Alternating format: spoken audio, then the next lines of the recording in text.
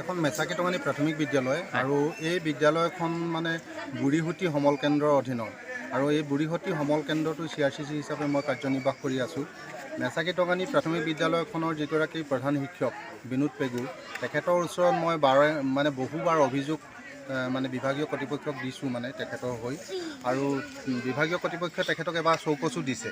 আৰু এইকেইটা দিনত মই ধাৰাবাহিকভাৱে তেওঁৰ বিদ্যালয়লৈ আহিছোঁ আৰু তেখেতক মই বিদ্যালয়খনৰ যি দায়িত্ব কৰ্তব্য সম্পৰ্কত বাৰে বাৰে কৈছোঁ যে আপোনাৰ এই বিদ্যালয়খন মেচাকি টঙানী অঞ্চলৰ এটা নাম থকা বিদ্যালয়, গতিকে এই বিদ্যালয়খনক কেতিয়াও আপুনি এনেকুৱা এটা পৰ্যায়লৈ নিয়াৰ চেষ্টা নকৰিব। আৰু মই আজি 3 দিনৰ আগত আমাৰ ব্লক মিছন অৰ্থাৎ আমাৰ BMC ছাৰক এখন মই অভিযোগ পত্ৰও দাখিল কৰিছোঁ। মই ছাৰক দিয়া অভিযোগ পত্ৰখন তেওঁৰ ঠাইত এতিয়াও আপোনালোকে বিচাৰিলে পাব। শনিবাৰে মই তেওঁক কৈছিলোঁ যে আজিৰ দিনটোত যিহেতু আমাৰ গুণোৎসৱ আহি আছে, গতিকে এই গুণোৎসৱৰ কাৰণে যিখন আমাৰ ছাত্ৰ ছাত্ৰীৰ তালিকা, এই ছাত্ৰ ছাত্ৰীৰ তালিকাখন আজি দিয়াটো আমাৰ ফাইনেল আছিল।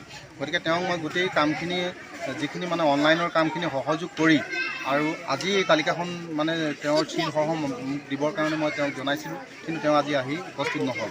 আৰু বাকী দুজন শিক্ষকক মই যেতিয়া যোগাযোগ কৰিছোঁ, তেওঁলোক আহিছিল, বিদ্যালয়লৈ আহিছিল, কিন্তু এজন কেছ চলি থকাৰ কাৰণে তেওঁ কেছৰ খাতিৰত কেছত উপস্থিত হ'ব লগা হ'ল বুলি তেওঁ জনাইছে বাৰু।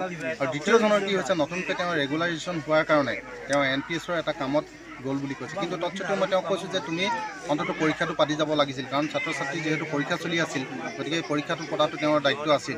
গতিকে বিভাগীয় কৰ্তৃপক্ষই যেনেধৰণৰ বিবেচনা কৰে, যি ধৰণৰ ব্যৱস্থা লয়, তাত মোৰ ক'বলগীয়া নাই। আৰু মই যিহেতু বাৰে বাৰে নিজে বহুত চেষ্টা কৰিও ইয়াত সফল হ'ব পৰা নাই, গতিকে বিভাগে যদি ইয়াৰ ওপৰত ব্যৱস্থা লয়, নিশ্চিত মই ভাল বুলি হৈছে বুলি মই অনুভৱ কৰোঁ। তেওঁলোকে অফিচিয়েল কিন্তু মোকো জনোৱা নাই। আৰু আজিকালি যিহেতু শিক্ষা সেতু পৰ্টেলৰ জৰিয়তে ল'ব পৰা যায়, গতিকে তেওঁলোকে শিক্ষা সেতু পৰ্টেলত আজি তেওঁলোকে এটেণ্ডেঞ্চ মাৰিহে ধৰি লওক নিজৰ যি কৰ্তব্য বা হেৰিয়লৈ গন্তব্য স্থানলৈ গৈছে।